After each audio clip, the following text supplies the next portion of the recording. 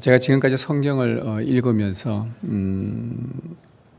이 제자라는 이 단어가 주는 그런 힘을 많이 느끼곤 했습니다. 성경을 읽다가 보면 예수님의 제자들이 어떻게 이런 결단들을 할 수 있을까라는 그런 생각을 하면서 이 제자로의 부르심은 참 강력하구나. 우리는 그냥 제자, 예수님의 제자 하면 그냥 흔히 요즘 자주 쓰는 한 용어이긴 하지만, 그러나 이 당시 때에 제자로 부름을 받았을 때에 거기에는 큰 결단이 필요하고 또 세상을 대항하고 하나님의 말씀과 다른 사상들에 대해서 대적해 나가면서 싸워 나가야 되는 그런 결단할 일들이 많은 그런 것들을 보면서, 근데 그것을 또 해내는 것을 보면서 참 제자가 된다는 것은 강력한 힘을 갖고 있구나라는 것을 자주 느낍니다. 특별히 왜 그렇게 생각하게 되었냐 하면은 예수님께서 그 사람들을 제자로 부르실 때에, 12제자들을 부르셨을 때에 그들의 반응이 참 놀라웠습니다. 예수님이 딱 부르시자 여러분 다 아시겠지만 그 12제자를 불렀을 때에 그들이 하던 일을 즉시 그만두고 예수님을 따랐다는 겁니다. 하던 일을 즉시 그만두고 예수님을 따른다. 오랫동안 해오던 일을 당장 그만두고 새로운 일을 찾아간다는 것은 여러분 쉽지 않은 결정이거든요. 그런데 예수님의 그 제자로의 부르심이 얼마나 강력하면 하던 일을 멈출 수 있을까? 제자들이 직장을 그만두고 그 정도로 예수님의 제자로의 부르심에 그들의 마음이 움직였다는 것입니다. 그리고는 그간에 오랫동안 살아왔던, 그래서 몸에 배어있던 그 옛 삶들, 옛 생각들, 옛날에 추구해왔던 그들의 삶의 방식들, 그 라이프 스타일을 싹 다 떠나보내고 이제는 새 것을 향해서 용기 있게 나아가는 그 모습을 보고, 이 제자라는 것은 정말 강력하구나라는 것을 느끼게 되었습니다. 그래서 저는 그때부터 교회를 위해서 기도하고 저 자신을 위해서 기도하면서, 하나님, 우리가 교회 다니는 사람이 되는 것이 아니라 예수님의 제자가 되게 해주십시오. 그러면 정말 삶이 강력할 것 같습니다. 정말 변화가 일어날 것 같습니다. 라는 그런 기도를 지금도 하고 있습니다. 이런 면에서 제자가 무엇인가라는 정의를 요즘에 계속 곰곰이 생각을 하고 있는데, 제 나름대로 제자를 이렇게 정의를 했습니다. 옛것과 과감히 결별하고 예수님이 보이신 새 것을 따라가는 자.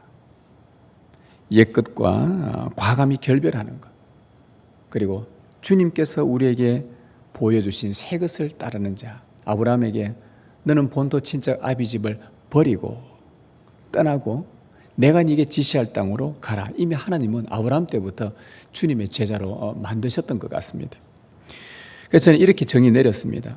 옛것과 과감히 결별할 수 있는, 그리고 주님이 보여주신 그 새 것을 향해 용기 있게 믿음으로 나아갈 수 있는 자, 이게 제자구나.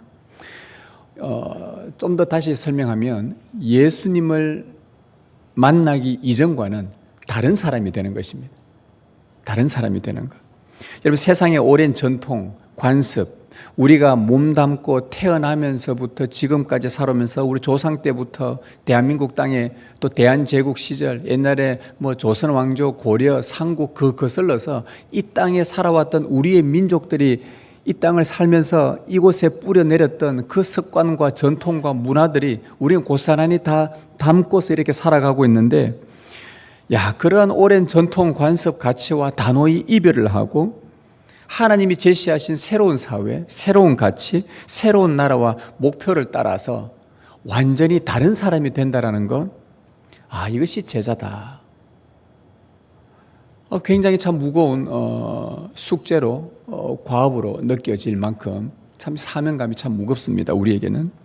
그래서 하나님은 완전 다른 사람이 되도록 하기 위해서 성경에서 자주 반복해서 우리에게 들려준 말씀이 두 구절이 있습니다.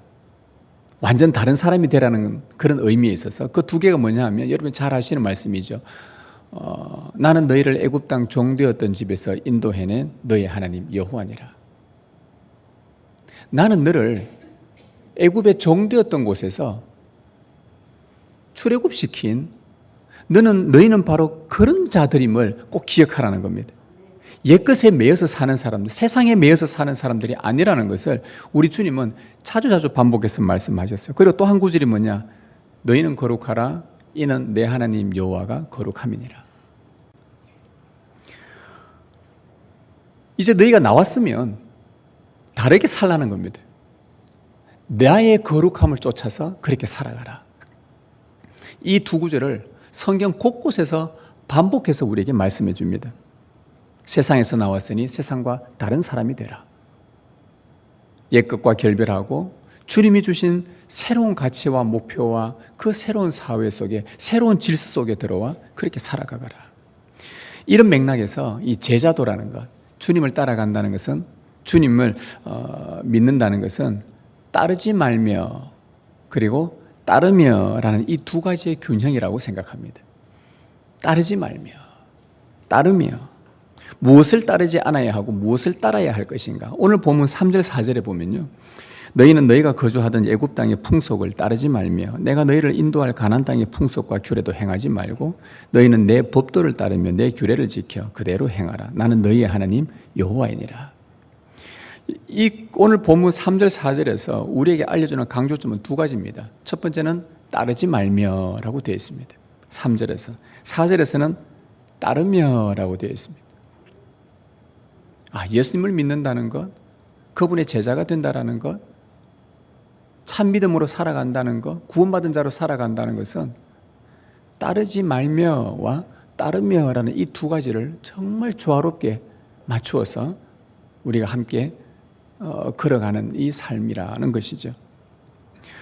무엇을 따르지 말고 무엇을 따르라고 합니까?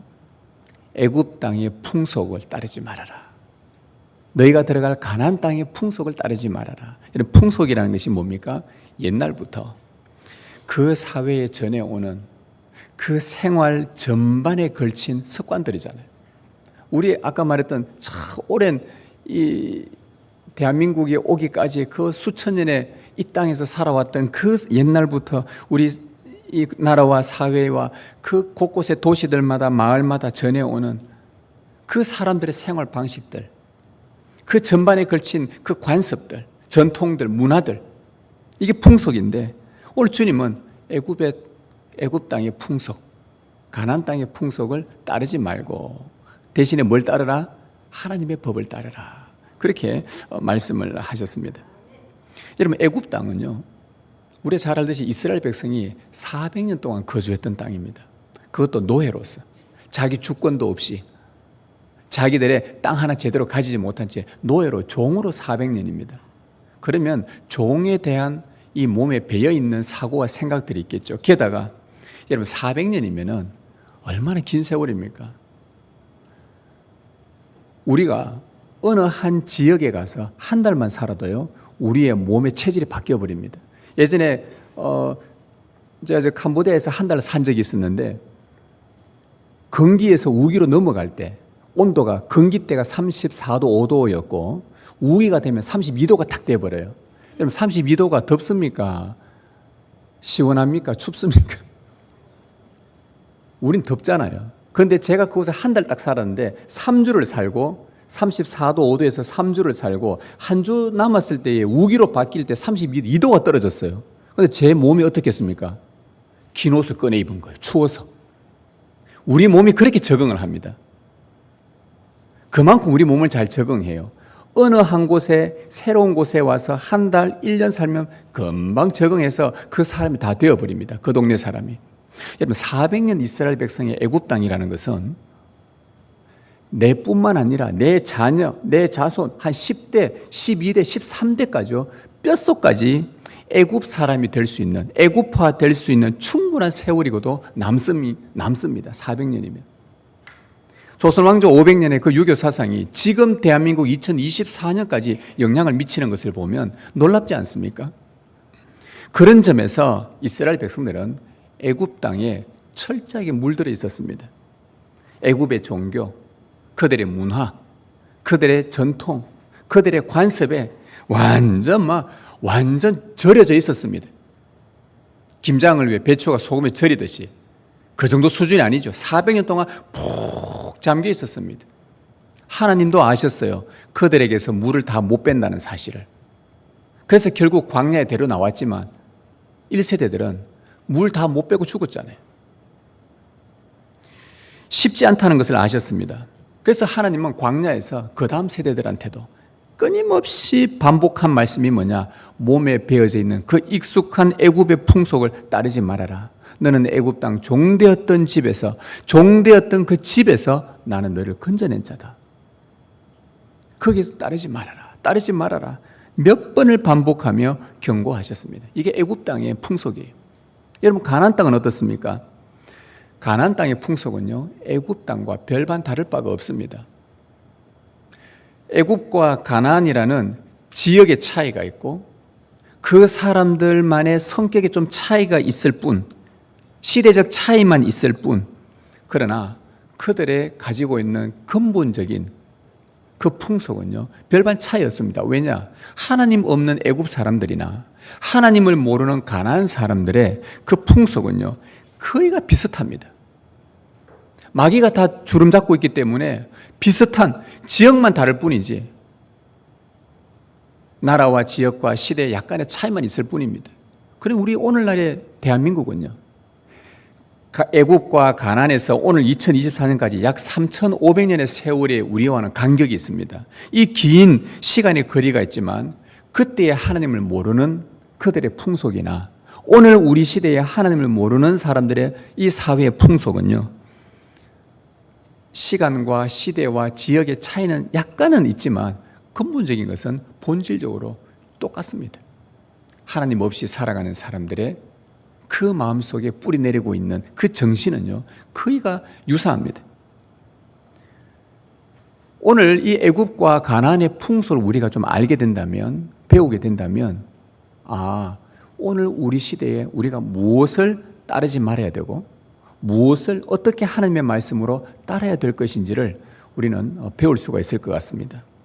여러분, 애굽과 가나안의 풍속은 그러면 뭘까요? 오늘 제가 4가지로 좀 말씀 요약해서 드리려고 합니다. 주보의 설교 노트에 보면 4가지로 제가 좀 이렇게 짧게 정리를 해 놓았는데요. 이것은 제가 정리한 것이 아니라 지금 오늘날 우리 신학자들이 그리고 목회자들이 이 성경을 연구하면서 가나안의 풍속이 도대체 어떤 걸까?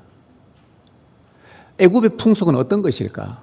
오늘 우리 시대에도 하나님 없이 살아가는 사람들의 풍속과 비슷하다고 한다면 그 풍속은 무엇인지 구체적으로 어떤 것인지 알면 우리가 이런 것들은 따르지 말아야 되겠구나, 안 따라야 되겠구나, 내 속에서 이러한 요소들이 나타나면 과감하게 결별을 하고 새로운 주님이 주시는 그 가치와 목표를 향해 나가야 되는구나 라는 생각들을 하게 되었습니다. 그래서 대부분의 신학자들과 대부분 목회자들이 또 이 말씀을 연구하면서 가나안의 풍속과 애굽의 풍속들을 여러 가지가 있는데 정리를 해보니까 요 4가지로 요약을 할 수 있겠다라는 겁니다. 그것이 보니까 유일한 것을 거부하는 풍속, 두 번째는 뭐라 나옵니까? 물질에 사로잡힌 풍속, 세 번째는 절대적인 것은 없다는 풍속, 네 번째는 자기를 사랑하는 풍속. 오늘 이 4가지를 좀 우리가 살펴보면서 우리 안에 따르지 말아야 될 것이 뭐며 하나님의 말씀은 이 4가지에 대해서 뭐라고 말씀하시는가, 하나님의 법은 뭐라고 말하는지, 우리가 어떻게 따라야 될 것인지를 좀 말씀을 들었으면 좋겠습니다. 우리가 따르지 말아야 될 첫 번째는요, 유일한 것을 거부하는 풍습입니다. 유일한 것을 거부한다. 여러분, 애굽과 가나안은요, 여호와의 유일성을 인정하지 않았습니다. 솔직히 말하면 성경을 읽어보면 애굽 사람들은 여호와를 몰랐습니다. 10가지 재앙이 있기 전까지는요, 여호와가 어떤 신인지도 몰랐습니다. 모세가 바로 왕 앞에 와서 바로 왕이요, 여호와께서 내 백성을 여기에서 데리고 나가라고 했습니다 라고 하자 바로 애굽의 바로 왕의 반응이 뭐였습니까? 여호와? 그가 누군데? 그가 누군데? 몰라요. 애굽의 신들이 얼마나 많은데요. 저 미개한 우리의 종인 그 노예인 이스라엘에도 신이, 여호와는 신이 있는가 보다.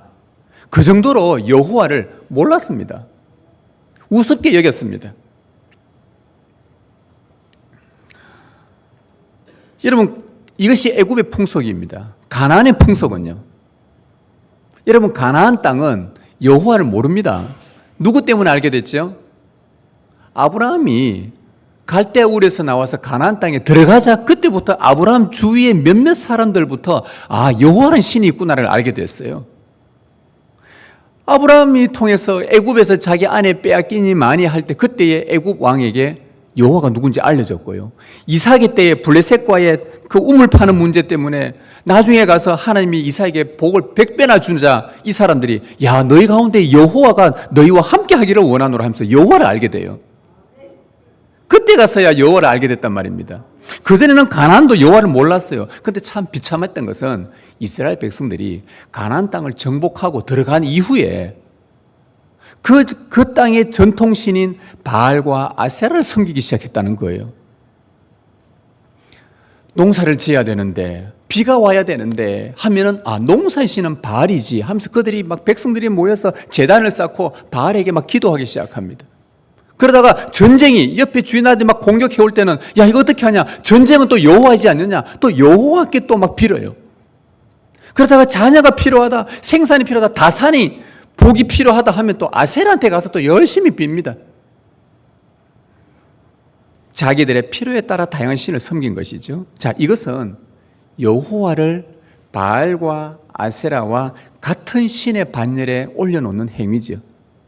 여호와의 유일성, 여호와만이 유일한 하나님이라는 것에 대해서 거부하는 애굽과 가나안의 풍속입니다. 여러분, 우리 시대는 그럼 어떻습니까? 우리 시대는 뭐 별 다를까요? 주 예수 그리스도의 유일성을 인정하지 않는 세상입니다. 예수님을요, 부처나 마호메트나 공자와 더불어 옛날에 이 땅에 살았던 참 많은 사람들에게 선을 베풀고 많이 자비와 사랑을 베풀었던 그런 성자 중에 한 사람으로 예수님을 여깁니다. 하나님을 모르는 사람들은요, 예수나 부처나 마호메트나 공자나 그냥 같다고 생각합니다. 그 중에 한 사람, 그 중에 기독교는 예수를 믿고 불교는 부처를 따라가려고 하고 이슬람은 그 마호메트가 참 선지자, 하나님이 신의 아들이라고 생각하고 있고 알라의 아들이라고 알고 있고 선지자라고 알고 있고. 여러분, 이것이 오늘 우리 시대에 살고 있는, 우리 시대가 예수님이 유일한 구원자임을 거부하는 이 세상의 풍속입니다. 우리 시대의 애굽과 가나안의 풍속이는 우리 시대는 똑같습니다. 우리 하나님은 오늘 우리에게 여호와 하나님과 주 예수님의 유일성을 거부하는 이 세상의 풍속을 따르지 말며 너희는 하나님의 법을 따르라고 말합니다. 여러분, 하나님의 법은 뭐라고 말합니까? 우리 하나님 여호와는 오직 유일한 여호와시니. 신명기 6장 4절. 우리 하나님 여호와는 오직 유일한 여호와시니. 여호와는 유일한 하나님입니다. 바알과 아세라와 동등에 있는 신이 아니라 유일한 분이십니다. 너는 나 외에 다른 신을 두지 말라라고, 너희 앞에, 여러분들 앞에 다른 신을 두지 말라는 것은, 다른 신을 둔다는 말은 여호와도 두고 바알도 두고 아세라도 둘 걸 하나님 다 아셨단 말이죠. 그래서 다른 신들을 여호와와 동일한 반열에 두지 말아라. 여호와만 유일하신 분이 있다. 나는 스스로 있는 자다. 여호와 같은 분은 없다. 만사를 그분의 주권으로 통치하는 유일한 분입니다. 10가지 재앙으로 애굽의 거짓 신들을 파괴하신 유일한 분입니다. 가나안을 정복하시고 그들의 수호신인 바알과 아세라를 밟으신 유일한 분이십니다. 구약 성경의 여호와에 관해서 반복해서 가르치는 교리는 여호와만이 참 하나님이시요 유일한 하나님이시다, 이 가르침입니다. 여러분, 예수 그리스도에 대해서는 어떻게 말씀합니까? 바울은 디모데전서에서 하나님은 한 분이시요 또 하나님과 사람 사이에 중보자도 한 분이시니, 중보자, 인간이 하나님께, 인간이 참 신을 그렇게 찾아, 오늘날도 수많은 사람들이, 구도자들이 많은데 신을 찾으려고 하는데 인간이 신을 찾을 수 있는 유일한 통로는 그리스도, 예수. 하나님과 사람 사이에 중보자도 한 분이시니 곧 사람이신 그리스도 예수라. 하나님의 법이 우리에게 알려주는 것은 예수 그리스도의 유일성입니다. 여러분, 오늘 우리가 사는 이 세상의 풍속은요, 유일신 여호와 하나님을 거부합니다. 예수 그리스도의 유일성을 거부합니다. 그러나 우리는 우리에게 말합니다. 이 세상의 풍속을 따르지 말아라. 대신에 이러한 사상과 이러한 철학과 이러한 주장들에 맞서 대항해서 예수 그리스도만이 유일한 구원자라고 설교하고 전파해라. 욕들어 먹어도, 누가 무슨 소리 해도, 아이고 너그만 그렇게 유별나냐, 예수가 그렇게 유별나냐, 그럼 여러분들 말해야 됩니다. 그래, 유별나다고 말해줘야 됩니다. 예수 그리스도만 유일하다고 말씀해 줘야 됩니다. 우리는 인간을 구원하기 위해 이 땅에 성육신 하신, 인간의 구원을 위해 하나님께서 사람의 몸을 입고 오신 유일한 분이라고 우리는 말해야 됩니다. 세상의 죄를 위해서 죽으신 유일한 분입니다. 죽음을 정복하신 유일한 분이에요. 하늘에 오르신 유일한 분이요, 우주 만물을 자기 앞에 무릎 꿇게 하신 유일한 분이요, 다시 오셔서 온 세상 앞에서 심판하실 유일한 분이 바로 오직 주 예수 그리스도 뿐입니다. 지금은 사람들이 아무도 모르지만 마지막 날에는 모두가 그리스도의 심판대 앞에 서게 될 것입니다. 그때에 무엇으로 구원받느냐? 심판대 앞에 섰을 때 누가 구원받고 누가 구원받지 못하느냐? 너는 이 땅에 사는 동안 예수 그리스도를 누구로 믿고 살았느냐? 이 질문에 우리는 답을 해야 됩니다. 너는 이 땅에 사는 동안, 너희가 70을 살고 80년을 살고 90년을 사는 동안 예수 그리스도가 너에게 누구였느냐? 이 질문을 하게 될 겁니다. 그러면 우리는 예수님은 참 좋은 분이에요. 예수님은 참 좋은 일 많이 하신 분이에요. 예수님은 나를 많이 위로해 주신 분이에요. 나를 도와주신 분이에요. 이것 가지고 구원 못 얻습니다. 뭘 갖고 구원을 얻습니까? 예수 그리스도는 나의 구주이십니다. 그분만이 나의 유일한 주가 되십니다. 어느 것도 주가 될 수 없습니다. 만주의 주요 만왕의 왕은 예수 그리스도 뿐이십니다. 내 이 땅에 사는 동안 예수 그리스도를 믿고 난 이후부터 나의 삶은 이 예수 그리스도로만 바라보며 믿고 소망하며 주로 의지하면서 그분께 나의 모든 것을 의탁하며 살아왔습니다 하고 주님 앞에 고백해야 되는 거예요. 우리는 그 심판대 앞에서 예수님이 유일한 분인 구원자입니다. 여호와만이 유일한 분입니다. 이것이 세상의 풍속을 따르지 않고 하나님의 법을 따르는 제자의 삶입니다. 우리가 따르지 말아야 될 두 번째는요, 물질에 사로잡힌 세상의 풍속입니다. 여러분, 구약시대나 신약시대나 오늘 우리 시대나 공통점은 사람들이 물질의 마음을 빼앗겼다는 것입니다. 돈이면 다 된다는 생각으로 살아가는 이 사상이 우리 가운데 가득합니다. 여러분, 구약시대도 마찬가지였습니다. 구약의 선지자들이 백성들에게 나와서 자주 호통을 친 이유가 뭐냐 하면은 그들이 돈에 사로잡혀 있었거든요. 이스라엘 백성이 멸망했다는 것이 하나님을 안 믿은 거, 우상 숭배 여러 가지 있겠지만 그 중에 하나가요, 돈을 사랑한 겁니다. 물질을 사랑해서 뭘 했냐? 돈을 벌기 위해서, 부자가 되기 위해서 하나님의 법을 버린 것 때문에 그들이 멸망을 당했습니다. 하나님의 법을 어긴 대표적인 예로 뭐냐? 가난한 이웃의 자녀를 볼모로 삼아서 돈을 빌려주고 아이들을 볼모로 삼아서 나중에 그 아이들을 자기가 빌려온 돈보다 이 아이를 인신매매로 팔면 그것도 누구에게?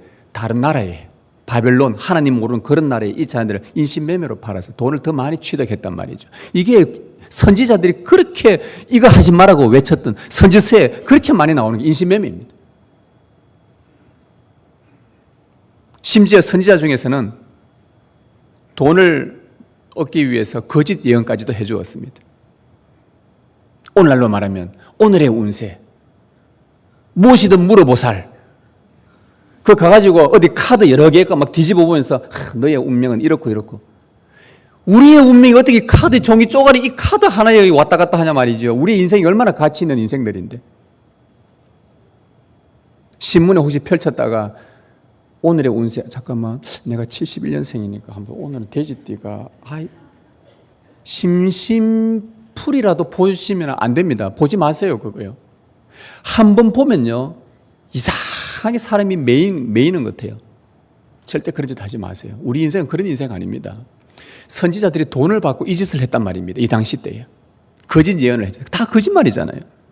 신년이 되면 주인에게 토지를 돌려주는 하나님의 법이 있는데 그 제도를 교묘하게 악용하며 부를 취득했습니다. 여러분, 돈 앞에서 이스라엘 백성들이 양심을 팔았습니다. 하나님의 법을 버렸습니다. 수단 방법 가리지 않고 돈 버는데 돈 모으는데 빠져 있었습니다. 그러다 보니까 뭐에 소홀해집니까? 경건에 소홀해지고요. 하나님의 일, 영적인 일에 소홀해지기 수밖에 없습니다. 그래 될 수밖에 없어요. 정신없이 그 돈을 향해 달려가다 보면 하나님을 잊어버리는 것은 다반사입니다. 이것이 애굽의 풍속이었고 가나안의 풍속이었고 그 가나안을 정복해놓고도 살았던 이스라엘 백성들이 따랐던 풍속이었습니다. 우리의 세상 돈이 전부가 아니라는 거 우리는 다 알고 있어요. 예수 믿는 사람들 그 알고 있습니다. 그럼에도 그것을 따라갈 수밖에 없는 이 사회 구조에 갇혀 살다 보니까 우리도 그렇게 살아가게 됩니다. 이것이 우리 인간을 행복하게 해줄 것이라고 철떡같이 믿고 살아갑니다. 여러분, 하나님은 우리에게 물질에 사로잡혀서 영적인 일에 무관심해져 버리는 이런 세상의 풍속을 따르지 말며 너희는 하나님의 법을 따르라. 그러면 하나님은 물질에 대해서 당신의 법은 뭐라고 말씀해 주셨는가? 들어보십시오. 예수님의 말씀입니다. 보물을 땅에 쌓아두지 마라.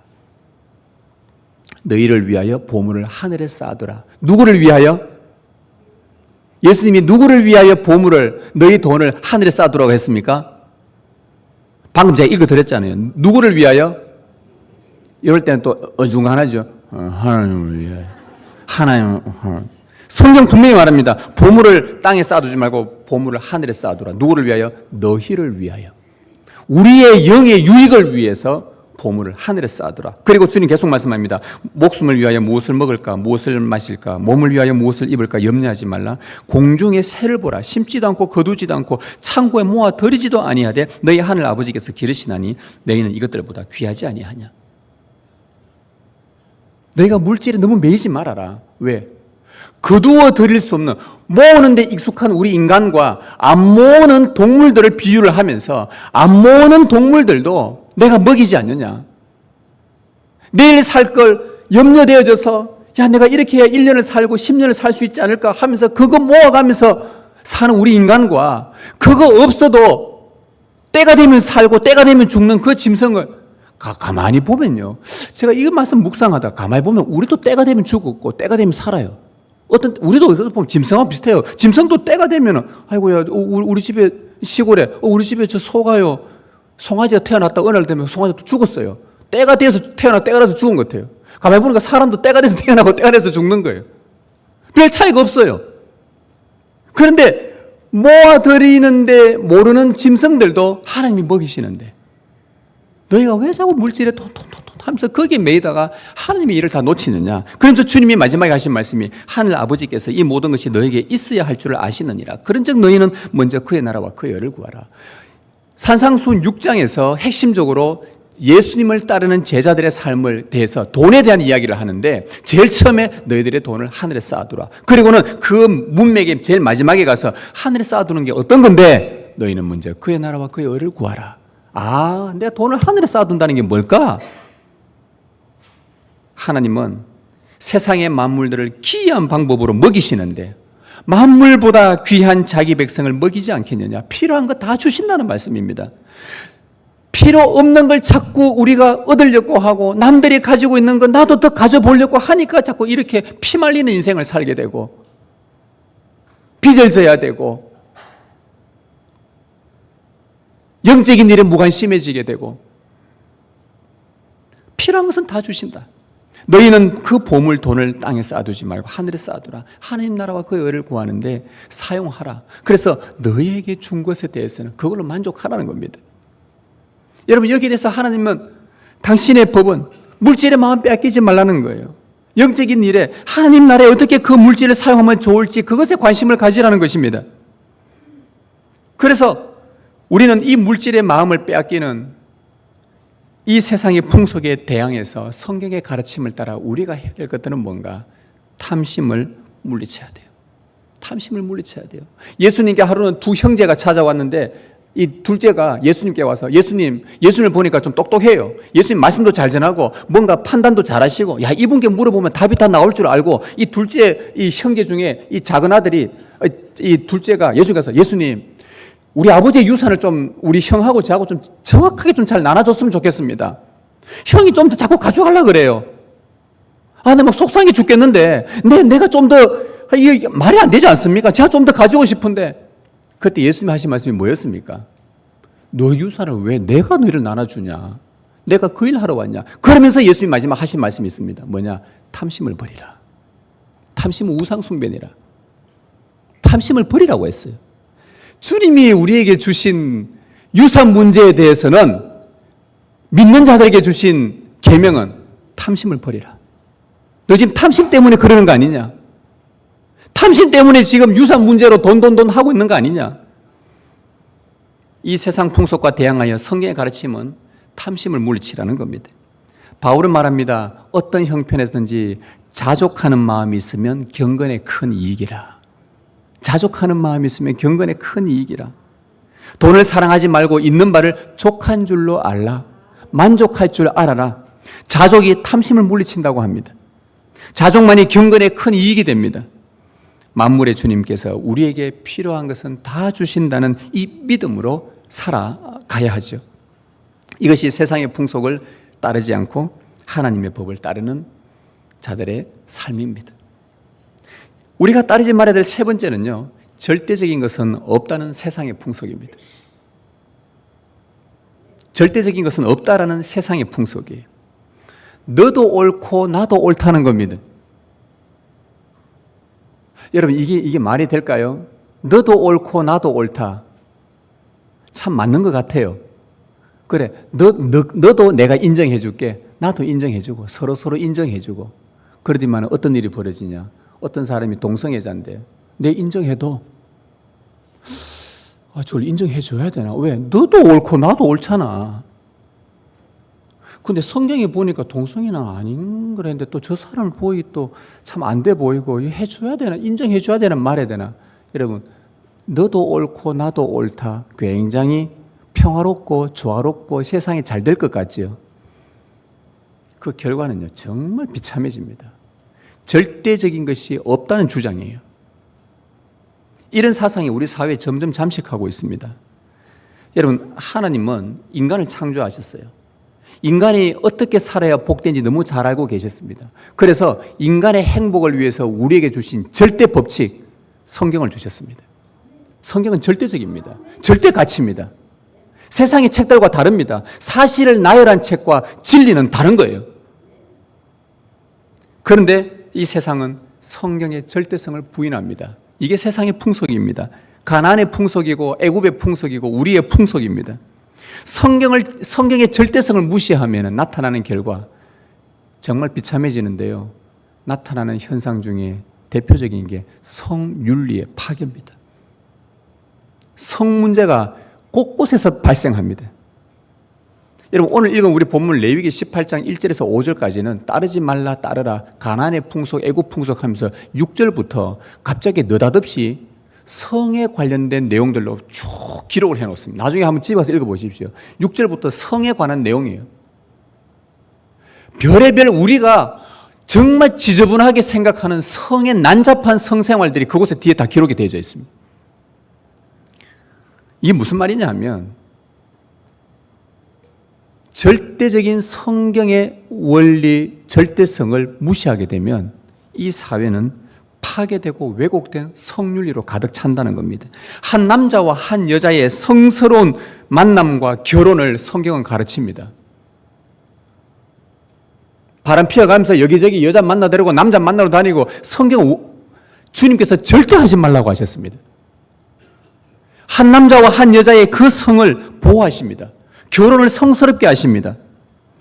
그런데 이러한 성경의 가르침을 거부하면 여러분 무슨 일이 벌어집니까? 이 사회에 성의 파괴가 일어납니다. 한번 보십시오.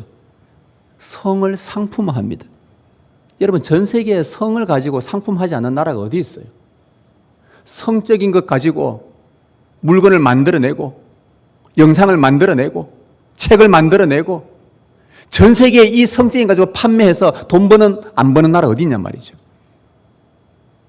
여러분 하나님의 절대 기준인 진리 성경을 무시하고 버리기 시작하면요, 그거는 우리도 마찬가지입니다. 우리도 성경을 경히 여기고 별거 아닌 것처럼 여기고 가까이 대하지 않기 시작하면요, 우리 안에 제일 먼저 나타나는 현상이 도덕성의 파괴입니다.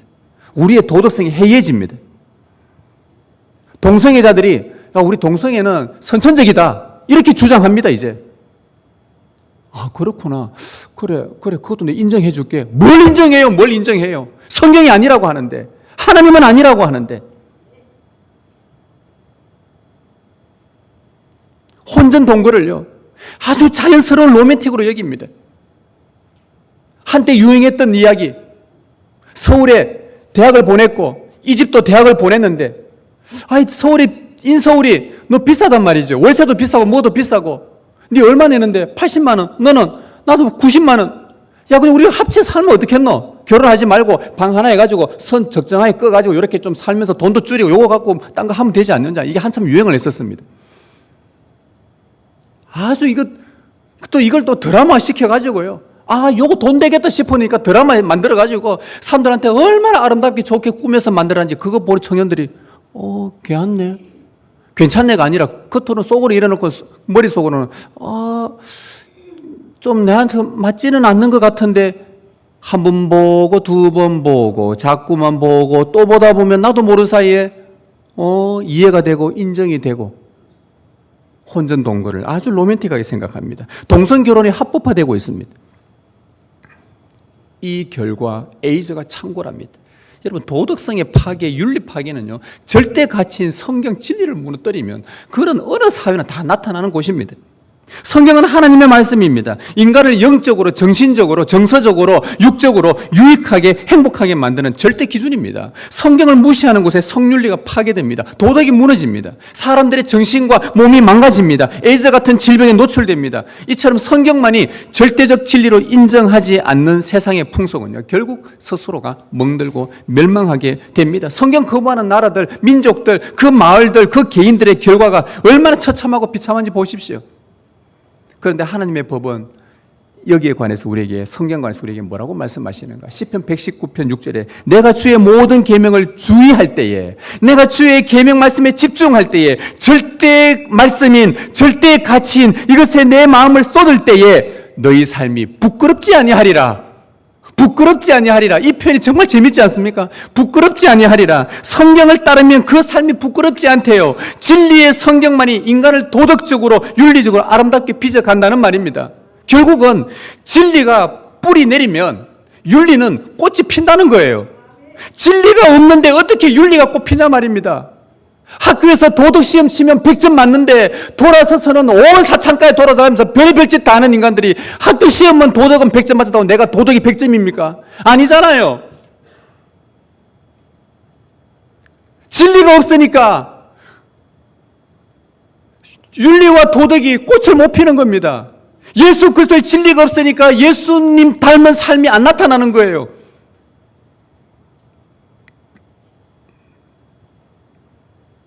모든 인간의 삶에는 진리가 없으면 윤리의 삶은 없습니다. 우리가 말씀을 따를 때에, 진리를 따를 때에 우리 삶이 부끄럽지 않습니다. 꼭 기억하십시오. 절대 부끄러운 삶이 안 될 겁니다. 아름답게 빚어질 것입니다. 저는 목사지만, 여러분은 성도이지만, 우리는요, 누구를 만나든지 성경만이 유일한 진리라는 것, 때를 얻든지 못 얻든지 이것이 유일한 진리임을 선포하며 살 것입니다. 따라서 우리는 진리를 거부하는 이 세상의 풍속에 대항해야 합니다. 자녀들에게 성경을 많이 읽히십시오. 여러분의 손자들에게 성경을 많이 읽히십시오. 깊이 묵상하게 하십시오. 그리고 성경으로 기도하는 법을 가르쳐 주십시오. 성경 말씀을 어떻게 적용해야 되는지 여러분이 지금까지 살아왔잖아요. 오랫동안 예수 믿으시면서 많은 경험이 있지 않습니까? 말씀대로 사는 게 어떤 거고, 말씀을 어떻게 적용하고, 여러분의 직장 생활에서 사람과의 관계 속에서 말씀대로 산다는 게 어떤 건지 그렇게 살도록 세심하게 주의를 기울여서 가르쳐서 아이들을 키워보십시오. 우리의 아이들의 삶의 질이 어떻게 아름답게 빚어지는가, 부끄럽지 않은 아이들이 됩니다. 저는 분명히 확신합니다. 하나님의 약속이고 말씀이기 때문에 이대로 키우면요, 절대 그 아이들 부끄럽지 않은 삶을 살게 됩니다. 하나님 앞에서 살게 됩니다. 우리도 마찬가지입니다. 그 아들은 하나님을 사랑하게 되고요, 부모를 공경할 것이고, 사람을 아끼고 사랑하는데 부끄럽지 않은 도덕과 윤리의 삶이 얼마나 빛나는지 보게 될 겁니다. 예수 없는, 성경이 없는 아이로 키우면요, 부모 공경 안 합니다. 사회, 도덕 다 해이해집니다. 다 끝장납니다. 순식간에 무너집니다. 나중에 슬픔에 이를 간단 말이죠. 우리가 명심해야 됩니다. 이것이 세상의 풍속을 따르지 않고 하나님의 법을 따르는 제자의 삶입니다. 지금 시간이 12시 30분, 한 가지가 남았는데 요거 다음 주에 할까요?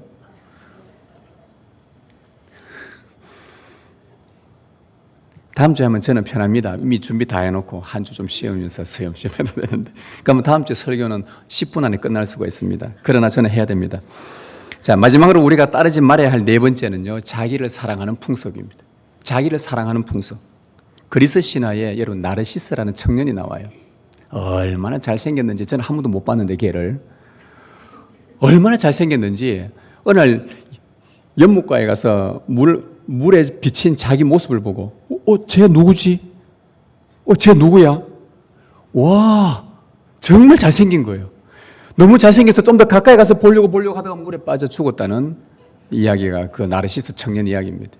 이 나르시스라는 그 청년의 이름을 따서 나르시시즘, 지나친 자기 도취, 자기 사랑.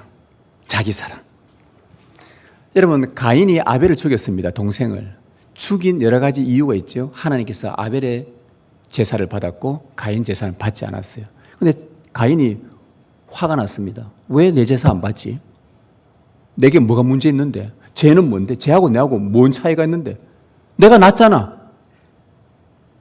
가인 속에 자기에게 도취되어서 옳고 그름을 분별하지 못한, 그래서 결국은 동생, 하나님의 복을 받은 동생을 제거를 합니다. 이것이 자기 사랑의 대표적인 예입니다. 현 시대에 만연해 있는 세상 풍속의 강력한 힘은 지나친 자기 사랑입니다. 사도 바울이 말합니다. 말세에 고통하는 때가 이르리니 사람들이 자기를 사랑하며 또 뭐하며 디모데전서 3장에 쭉 나열되어 있어요. 말세에 고통하는 때가 이르는데 하면서 제일 첫 번째로 언급한 것이 뭐냐? 사람들이 자기를 사랑한다. 여러분, 굉장히 충격적이지 않습니까? 사람들이 자기를 사랑하는 이 말세가 되면 점점 이 세상이 고통스러워질 거다. 아니, 사람이 자기를 사랑하는데 뭐가 문제예요? 내가 나를 사랑한다는데 뭐가 문제입니까? 문제는 나만 사랑하기 시작하기 때문에 고통스러워지기 시작한다는 거예요. 자기 사랑에 도취될 때 세상은 점점 고통에 이릅니다. 하나님은요, 우리를 소중한 존재로 불렀습니다. 그 말은 다시 말하면 내 옆에 있는 저 사람도 소중하다는 말이에요. 그런데 어디서부터 틀어졌는지 자기만 소중하고 자기만 중요하다고 여기기 시작합니다. 그래서 자기를 사랑하며 자기를 치장하는 일에 끊임없이 돈과 시간을 씁니다. 자기 사랑에 빠져 있죠. 자기 사랑. 얼마 전에 어떤 목사님이 저보고 그 말을 해요. 그 목사님이 이쁜 강아지를 키우는데 이번 달에 200만 원 들었대요. 그래서 제가 200만 원 같으면 저 질량공단 가가지고 알바해도 한 달에 200만 원 버는데 그 얘한테 다 써서 뭐 한다고 하니까 뭐가 문제 생겨서 수술하고 뭐 하고 하여튼 뭐 큰 돈 썼대요. 그래서 제가 참 약간 씁쓸했었습니다. 왜냐하면은 200만 원이 아니라 20만 원이 아니라 2만 원이 없어서 우리 교회에 돈 받으러 온 사람이 있거든요. 밥 한 끼 사 먹고 싶은데 돈이 없다고. 딱 보면은 이 사람이 요 돈 주면은 담배 살 사람이 있고요. 진짜 배고픈 사람이 있어요. 요즘은 제가 이제 그걸 분간을 할 수가 있습니다. 이거는 담배 살 사람이구나. 담배 살 사람한테 제가 어떻게 하냐니까 그분 오고 제가 같이 갑시다. 별미 가서 밥 사주려면 그거 말고 돈만 좀 주면 된다고. 이 사람은 담배 살 사람. 근데 가서 손잡고 딱 가서 맛있는 거 하나 먹으러 갑시다. 제가 식사 대접해 드릴게요. 그럼 가면은 따라와요. 이 사람 진짜 밥 먹고 싶은 사람이에요. 2만 원이 없어서 배고픈 사람이 있는데. 그러니까 제가 그래서 이제 자기 사랑이 점점 극치가 되다 보니까 내가 키우는 반려견은 정말 소중한데 옆에 굶어 죽어가는 저 사람은 중요하게 여기지 않는 세대가 되어졌구나. 그래서 제가 그 목사님 보고 뭐라 했을까요? 그거 반려견 당장 갖다 버리라고 하지 않고 잘 키우라 그랬습니다. 왜냐하면 이 말 잘못하면요, 우리 교회도 성도 중에 키우시는 분들 많잖아요. 제가 여러분 이 말씀 듣고 이제 집 돌아가서 당장 이거 치울까? 제가 그러라고 설교하는 거 아닙니다. 지금 요지가 뭐냐? 세상이 자기 사랑에 자기에 빠져 있고 자기 꿈이고 자기의 것에는 모든 것을 투자하나 자기 사랑에 돋치다 보니까 점점 세상이 고통스러워 간다는 겁니다. 여러분 어떻습니까? 우리가 따라야 할 하나님의 법은 여기에 대해서 우리 주님은 뭐라고 말씀하셨나? 누구든지 나를 따라오려느냐? 누구든지 나를 믿고자 하느냐? 너희가 예수님을 믿고 싶으냐? 너희가 구원받았느냐? 그렇다고 한다면 자기를 부인하고 자기 십자가를 지라. 자기를 부인해라. 누구든지 제 목숨을 구원코자 하면 잃을 것이요 누구든지 자기 목숨을 잃고자 하면 구원을 얻으리라. 역설이잖아요. 자기 사랑에 집중하면 오히려 자신을 잃어버린다고 말씀하는 역설이에요. 근데 자기를 내어놓으면 오히려 자신을 얻는다고 하는 것이 주님의 역설입니다. 그런데 이 말씀을 예수님이 해놓고는 예수님이 그대로 이루셨어요. 예수님이 자기를 부인하시고 십자가에 자기를 주셨습니다. 그러자 그 잃어버린 예수님은 우리가 볼 때는 자기 생명을 줬으니까 잃었다고 생각했는데 누가 살립니까? 하나님께서 그분을 죽은 자 가운데서 무덤 가운데서 살려냈단 말이죠. 그때에 살고자 했던 자는요, 발버둥 쳤던 자들은 다 잃었습니다. 이게 주님의 자기 사랑에 대한 오늘 이 시대 풍속에 대한 주님의 말씀의 경고입니다. 이게 하나님의 법, 자기를 사랑하는 것을 이기는 하나님의 법의 원리입니다. 매일매일 하나님 앞에서 여러분 자기 자신을 고백해 보십시오. 그러면 여러분의 일상에서 은혜가 임할 것입니다. 여러분의 눈에서 이 지체들과 이웃들이 점점 사랑스러워지게 될 것입니다. 매일매일 하나님 앞에서 내 자신을 부인하고 고백하는데 참 희한해요. 내 눈에서 사랑이 나옵니다. 간혹 우리 교회에서 기도하시고 저녁 기도하시든 새벽에 하시든 기도 쭉 하시고 나가시다가 자고 탁 눈이 부딪히는 분들을 보면요, 그분은 그냥 첫 번째로 웃습니다. 저한테 굉장히 웃음을 줘요. 왜? 이미 벌써 자기 막 죄를 다 고백하고 왔는지만 눈에는 막 뻘게 가지고 눈물을 여러 흘린 적 흔적 나오면서 뭐 딱 보니까 목사님 우는 것 같은데 웃어요. 얼마나 좋은지. 이미 다릅니다. 얼굴이 달라요. 빛이 달라요. 일상에서 은혜가 임해요. 지체들을 바라보는데 사랑의 눈빛으로 보게 됩니다. 그리고는 타인을 사랑으로 섬길 방법을 찾습니다. 이것이 세상의 풍속을 따르지 않고 하나님의 법을 따르는 제자의 삶입니다. 성도 여러분, 제가 서두에서 제자라는 것은 옛것과 결별하고 하나님이 보이신 새 것을 향해 달려가는 자라고 했습니다. 우리가 믿기 전에는 하나님과 주 예수 그리스도의 유일성을 그렇게 거부했고, 믿기 전에는 물질에 사로잡혀 살았고, 믿기 전에는 절대 진리인 성경에 대해서 무관심했고, 믿기 전에는 다 내 자기 사랑에 빠지면서 우린 그래 살았습니다. 그러나 주님께서 우리를 불러내셨어요. 우리를 그곳에서 불러내셨어요. 교회로 제자로 삼으셨습니다. 우리에게 가장 우선 필요한 것은 옛것과의 단호한 결별입니다. 이러한 풍속과는 단호한 결별. 만일 주 예수님을 믿는데도, 믿고도 내 속에 세상의 풍속 때문에 내 마음이 또 흔들리고 있다면 어디서부터 잘못되었는지 하나님 앞에 나와 진중하게 기도하면서 다시 고백을 해보십시오. 그리고 내게서 세상 풍속에 물든 습관들이 나도 모르게 쑥쑥 한 번씩 툭툭 튀어나오면요, 깜짝 놀라셔야 됩니다. 이건 아닌데, 이건 아닌데.